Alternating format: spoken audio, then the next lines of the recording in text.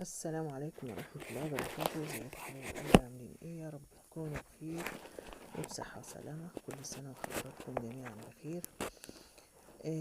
النهاردة هنعمل مع بعض زي ما احنا شايفين كده الطبق الجميل ده، الطبق المميز اللي الناس بتحبه. انا بعشقه بصراحة، بحبه بالطريقة دي. ممكن ناكله مقلي بس من غير ما نحطه زي ما احنا شايفين كده في الطماطم او الدمعة، وبيتاكل كده او كده يعني بالطريقتين، بس احنا بنفضله ان احنا ناكله بالدمع زي ما احنا شايفين. طبق القرنبيط بالدمع طريقة مختلفة، يا رب تعجبكم ان شاء الله. انا اشتريت القرنبيطة دي من السوق بصراحة، وقعدت محتارة اعمل ايه. انا كنت جايباها على اساس ان انا يعني ايه اقطعها واملحها للاولاد. بتتعمل بتتخلل، بتبقى طعمها حلو في التخليل. الاولاد قالوا لي لا يا ماما قومي اعمليها لنا بالطريقه اللي انا بعملها دي. هي ممكن تكون مختلف على بعض الناس، وممكن تكون آه، يعني مقبوله. هي طريقه سهله وجميله وبسيطه. اول حاجه بنعمل في اول خطوه في الطريقه، اول حاجه بنسلقها طبعا. بنحط شويه ميه كده، بس ما تكونش ميه تغمرها ليها، تبقى بس حاجه بسيطه، وبنحط فيها معلقه الملح، وبنسيبها لما تغلي ونسقط فيها القرنبيطة زي ما احنا شايفين كده. بنسقط القرنبيطة بتاعتنا، ما بتكونش المية مغطياها، بتكون يا دوبك واصلة للعناقيد بتاعتها، العناقيد اللي هي اللي ماسكة الوردات بتاعت القرنبيط.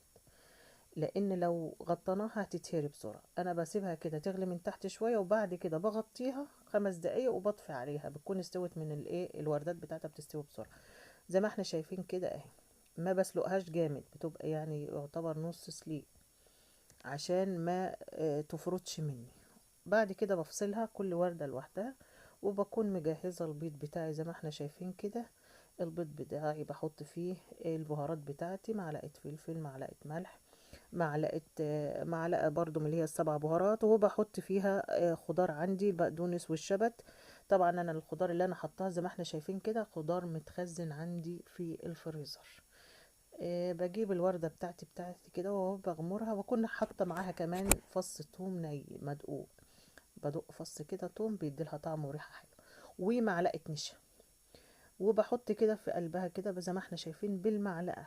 يعني بحط بين الوردات كده بحيث ان هي البيض يكون من بره ومن جوه، مش من بره بس، زي ما احنا شايفين بالطريقة دي.